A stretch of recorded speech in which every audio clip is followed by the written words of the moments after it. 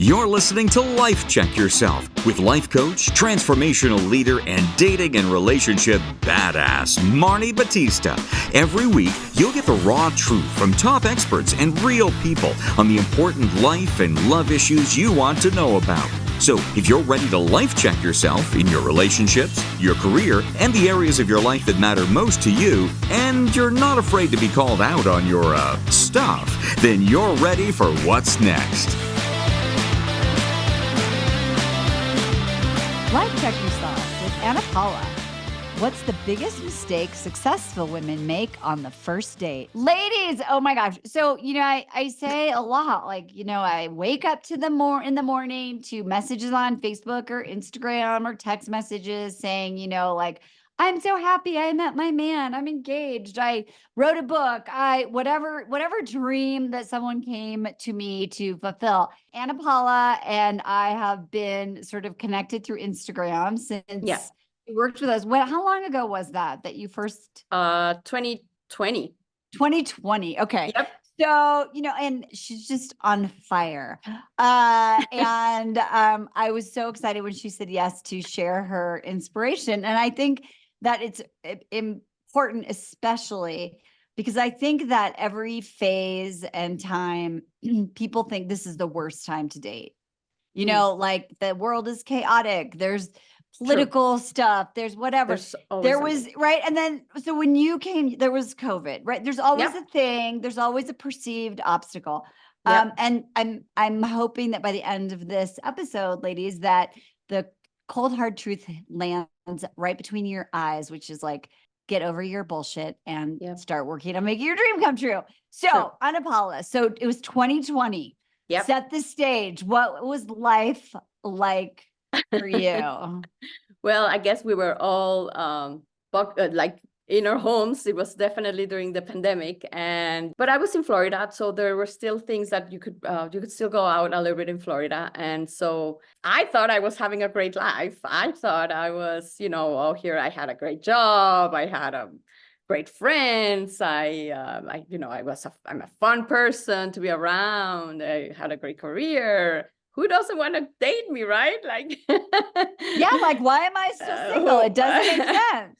So I would be, going out on dates, obviously, and sometimes distant dates, but, putting myself out there and nothing would happen. Like I could never go into a second date or, but I would, then jump back on my work mode or my masculine mode and just, focus back on what I thought I could control, which is work, and just, boss around or talk to my friends and tell them, oh, I can't believe this man didn't call me back, or this John didn't call me back. And, that would feed my ego. Oh no, but you're totally right. Of course, who wouldn't want to go out on a date with you, So that was a vicious cycle, the toxic cycle I think I was in during that moment. Yep. So you're stuck at one date, you fall back to work when you get frustrated. Mm-hmm. You are owning the fact that you had this story, like, it's not my fault. What's wrong with them? Right. Like, I have nothing to do with it.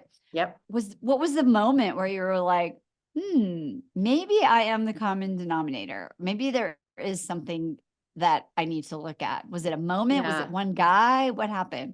It was a combination of, definitely, I was going out on a lot of dates. So I was losing time, energy. I was drained. And then, yes, I went out on one particular date with one particular guy who I think had, I'm very thankful now that he was honest with me. And he was like, I think you're not ready to date just in general, or something like that. I don't even remember exactly what he said, but he was honest with me finally. And I think that's what I was looking for. That's what we need. We need people to tell you if you're not you're not perfect all the time. So people had been feeding me for many years, and that's what I wanted to hear, like I was perfect, or I was doing a great job, which I did, but it was just very, it was not deep. It was just, so yeah, he told me that. And that's when I think I saw a Facebook post or viewers or something. And then I started listening to a podcast, and that's when I started, okay, there might be something wrong with me. And that's when I realized, that's me. I'm doing this wrong. And that's when I realized it was me. I love that when you get feedback. It's funny. I was thinking when you said that, I had this guy that I was dating pretty casually, and he said, he went on a trip or something. And I said, wow, you didn't even tell me you're going on a trip. You're so unavailable. And I still have it in my messenger. He wrote me back in all caps and he said, me ? With like 10 question marks. You're the most emotionally unavailable woman I've ever dated. Yeah. With like 20 exclamation points, all caps. And I remember thinking like, and I don't know if you had this situation, but there was a part of me that was like, oh God, somebody noticed. Exactly. Like, right? Yeah. Because yeah, even yeah. when your friends are telling you, you're amazing, you're this, was there a little part of you that was like, didn't believe it? Like you were sort of like, yeah, they're all jerks. But I mean, maybe I am, but nobody's supposed to know that I feel. Yeah, I think deep inside my soul, I knew, because I know I knew I could be a better person. You know, like I knew that just being in my 40s, it doesn't mean you made it out there. It doesn't mean you know everything. So yeah, I think I realized deep down, and I didn't want to face it. It was easier for me just to turn around and listen to the people that were telling me what I wanted to hear, instead of opening my soul and my heart and really finding out what went wrong along my life, or what, it's nobody's fault, but what happened that made me have these characteristics or address or these relationships that were not healthy. Because obviously by then, I had 2 divorces. So obviously there was something wrong. You're like, oh, and that's great too, because some people would say, 2 divorces, I'm done. I don't need no stinking man.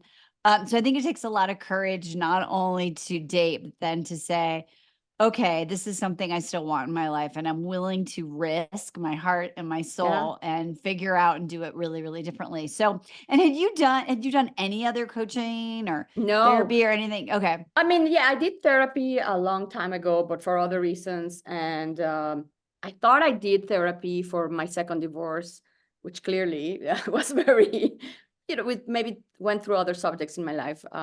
But no, I had never realized that there were, mentors out there like you, or, I mean, you go through social media, or you talk, but nothing like, like, okay, let's do it. Like I'm going to enroll and I'm going to do it. Yeah.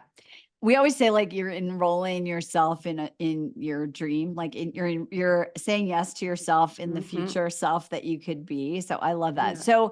So tell me sort of like, what was one of the biggest breakthroughs that you had as you started to kind of unpack this question you were saying, which is why I'm gorgeous, I'm smart, I got it all going on. Why am I still single? What was some of the breakthroughs of things that you realized that kind of like blew you over? During the program, I think I realized how the abandonment wound that I had really was affecting not only my romantic relationships, but my whole persona. Like my relationship with finances, my professional relationships, my friendships. So this abandonment wound that I had, like was very deep. So I discovered it when I was going through the program, and I started healing, there. After that, once I finished the course, I went into a deeper therapy. So that totally, like was like the cherry on the top. And then self-confidence. I think those were the major things for me, breakthroughs that I obtained, like the recognizing that I had that trauma, and that was really instilled in every aspect of my life. And then, recognize, okay, I'm going to work on it. And then getting back my self-confidence and getting back the original Anapaula that was supposed to be since the beginning, like, but we just keep on. So getting that back. So this is a really interesting distinction I want to highlight, because to the world, you obviously looked confident, right? Like you dress well, you have a great career, you can get any guy, like for travel the world. Travel the world, guys will go out with you. So what's the difference for someone who's listening between that kind of self-confidence and the deeper self-confidence, self-worth that you started to cultivate when we were working together? Oh, it's just having the self-confidence you think you have is just like the scratch of the potential that any human has, any lady could have out there. Is if you don't have a mentor, you don't have somebody that pushes you to be a better person there, I mean, you're not accountable, because you already, you know, like in the eyes of your family or your friends, of the people that love you, you already made it. You're okay. They'll still love you, but in the eyes of a mentor or somebody, you know, like your program, you got accountability partners, you got people, ladies that are exactly going through the same thing you are. So you talk with one lady that's in Australia, you talk with one person that's in London, and we are, you would say, like, if I'd cross her on the street, I would never have thought that we have all these things in common. And that's what was amazing for me, that I'm like, okay, I'm not alone there. It makes sense. And I'm going to dive in the work, and I'm going to make it all. Yeah, I think what you just alluded to is that underneath that, all that confidence and that bravado that we're putting out there, there's like, especially like, and you're not the only one who's come to me who's had multiple divorces, or sleeping with someone at work, or, you know, is 54 and never been in a relationship. And there's this vibrato, and then deep underneath it, there's this shame that needs to be healed. And that connection to other women who are on the same journey, and being in that space is like, oh shit, like, I'm not alone. I'm like, other people have this too. Like, oh, like I can go on this journey and I can heal. And then also I think it's really cool too, because for every Anapaula now, there was someone that you knew like however many years ago who had graduated, who had been a success. And you're like, okay, I just got to keep doing the work. And so then that kind of self-confidence sort of is like self-worth. So as you sort of like get ready to date, then as part of like the next phase of the process that we do with our clients. So how did you feel about yourself? What were your thoughts? How did you feel about getting ready to date from this place of like deeper confidence and self? I was so happy with my newer and better person. I remember you pushed me, in a call, I'm like, I don't really want to go on a date anymore. I felt so at peace with I didn't need that validation from just going out with even if it was a quality man, you know, but I knew that I had to put myself out there, just because that's originally what I wanted. And because I genuinely was looking for a partner, a quality partner. And because I knew I had to do it for me, because I would have regretted my whole life if I would have ended the program and never gone on dates right after, you know, when I was ready. So I fell in love with myself. I think that's the best. Oh, I love that. Because way back when I first started my business, I would say I help people fall in love with themselves so they can fall in love with someone else. Right. Because that's sort of the way it has to happen. And I really love that you said this part too, because I think that for a lot of ladies, whether they do coaching or they go through therapy or whatever it is after divorce, they get so happy. They're like, phew, I got through it. I finally like myself. I finally am getting used to like having my own life. And then they deny the next phase, which is like, okay, well, how do I reopen myself and still hold on to that self-worth? And that's really where the magic is. That's the final test. Right. That's really like, I don't know, that the passing of the bar, you really, you know, like the biggest graduation. It's so true. Melanie Beatty, who wrote the famous book, Codependent No More, I can't remember the name of her second book, but she wrote it. And in the introduction, she talks about how after she wrote Codependent No More, she was like, finally, I have myself together. And she said that was a huge disservice because she'd guarded herself so much to not be codependent. So then the next piece is like, great, how do you date? How do you have boundaries? How do you get your own needs met? How do you compromise? How do you negotiate? All those other skills. So tell us a little bit about your dating journey. What was different about it after you worked with us? It's kind of like you have rules now in place. Like before, I would just go out on a date and would be like, oh, let's just see what happens. And I would go on a date for like 4 hours and total loss of time, or horrible, you know, like, and then such a loss of time and energy. And obviously it's in the past now, but so I think the rules or the steps, you know, and the fact that you can, you know, like, call your accountability partner, go to the bathroom, and if you need to call her, you know, and even just, it sounds so basic, but, you know, like the dress, how to dress appropriately. It sounds so basic and so childish, but it's not. It's the way, it's going back to our feminine energy, you know, like, and it's so important because it's the first steps into going out on a date. And if you think it's a quality man, and if you think it's going to click, that's, you know, that's how you start implementing all the other steps and take it, you know, slowly, but in a good quality way, you know, like the. So, yeah. So do you think that when you were, because we help people with their outfits and their profile and all those things, could you was it hard or did you notice like, wow, I'm showing up more in my feminine than my masculine? Did you notice that, or was it too subtle to notice, or like 100%. Again, it was part of my whole persona, like how I was presenting myself, you know, out there.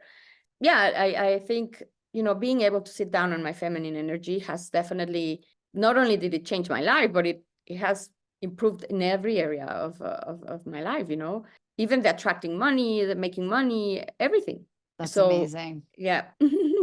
So, okay. So how many like what was the journey to meet your now boyfriend? What was that like?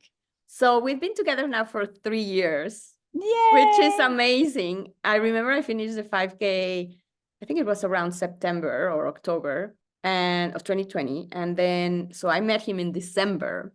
Which was soon. Yeah. Right after I had my graduation. And before him, I did go on 2 other quality dates with quality men, but there was just not a click for me, or they were like they couldn't cover my 5 non-negotiables. Like one was living really far away, and something like that. And so we didn't pursue, you know, as we said, in a very, you know, cautious and civilized and even caring way, you know, like, wish you all the luck and good luck. And then, but then I went out on this 3rd date. I gave it another chance.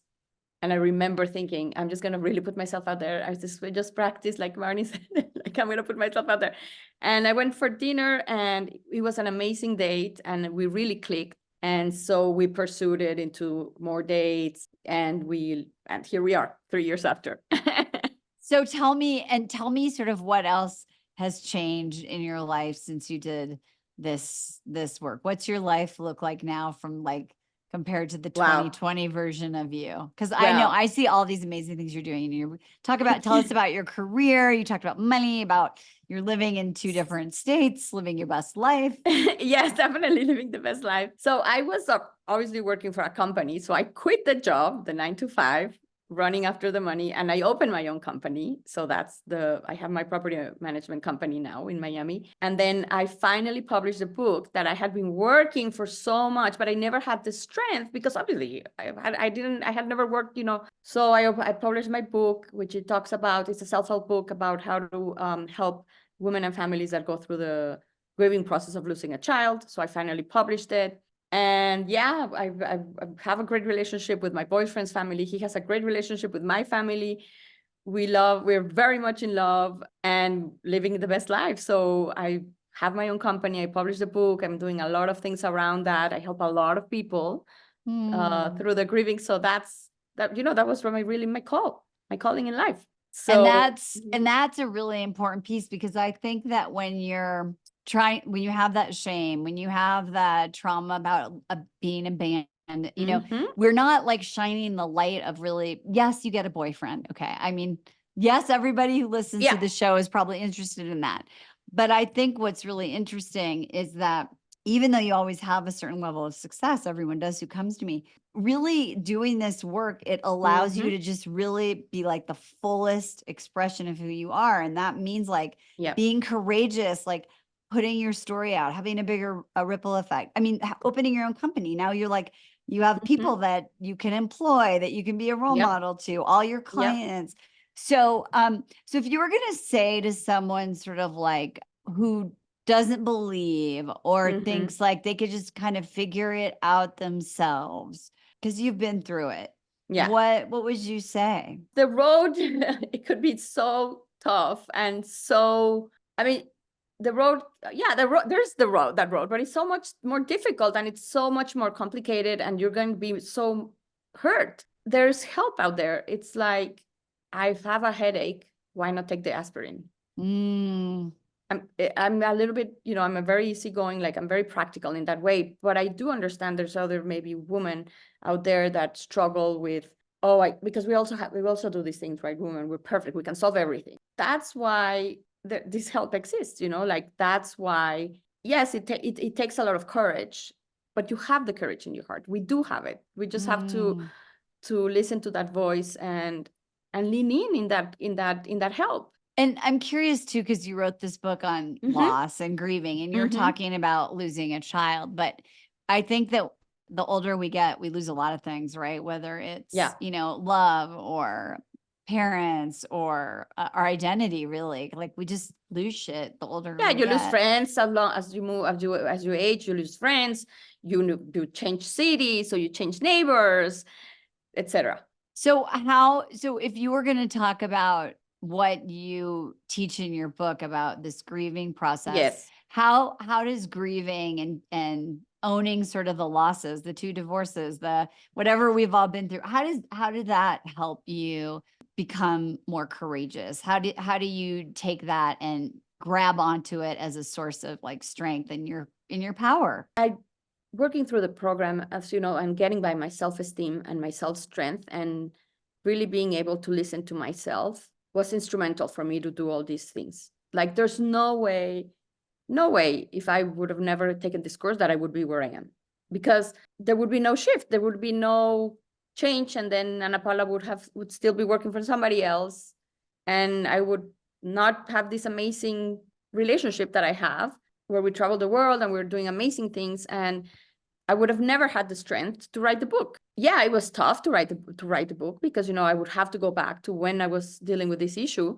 But I knew that if I just would go back to my self-esteem and if I would go back to my courage that I have inside, I could help so many people. So It's worth it.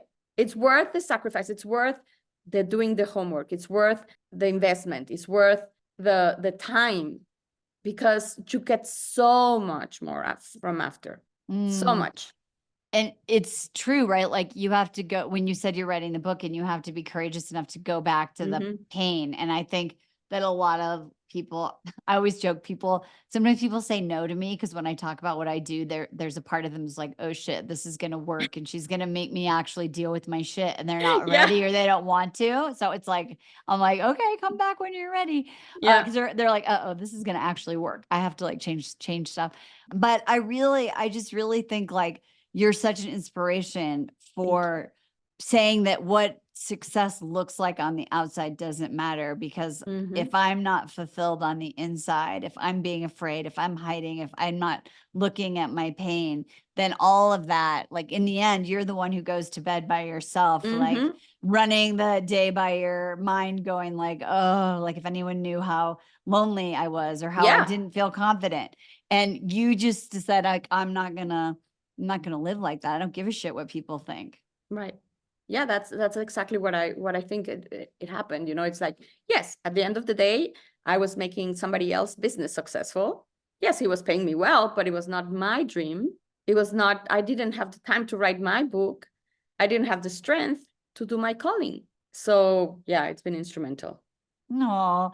And what are the ways that your partner, your boyfriend, makes you feel loved, that are like kind of beyond what you could have even imagined when you had like, I always say like when you first start, you have like you can't even like dream the bigger dream because your heart's so closed. So when people work with me, they get a life beyond what they could have imagined. Oh yeah. So what are some of the experiences or some of the qualities of your guy that are beyond what you could have even imagined for yourself? Well, our relationship is based out of trust and love and honest love. So we are building something together instead of, like, well, I'm going to do this and then you do that. And then, well, yes, I like you, but I'm not going to share this part of my life with you. We're totally honest, and we're very much in love, and we're building it. It takes time and patience. And, obviously sometimes I tell him we need to have 20 seconds of uncomfortable conversation so we can have 20 days of not talking about this thing that we need to talk about, but we need to sometimes have those 20 seconds of uncomfortable moments so we can just move on, So he's amazing. the quality man that I really like. He really is my 5 non-negotiables. Like, Yay! it's incredible. Like when I read I still have the letter and I still pull it up and I'm like, I read it and I'm like, that's my man. You know, like it's insane. It's crazy. It's so amazing. I love that because you're not the only person who said that. So for those of you who are listening, I help clients write a profile, and some people are like, oh, you know, this feels like so much. Like it's scary to ask for so much and put it out there. And I always say, even if you don't meet your guy online, like you're actually creating the vision, you're blueprinting, encoding what it is you want. And so you are not the only person. And the guy and their boyfriends or their husbands read it and they're like, wow, like, thanks for manifesting this. He has definitely read it. I've shared it obviously with him, and he has shared it with I don't know, with his single colleagues at work or whatever. He shares this, you know, like, and yes, it's amazing because there's no way, you know, if I have never written these 5 non-negotiables, like I was just, you know, like I could go with any random out, like, maybe a quality man, but there's no way. It's like you don't have a map to take you to your man. You need the map. You need the map.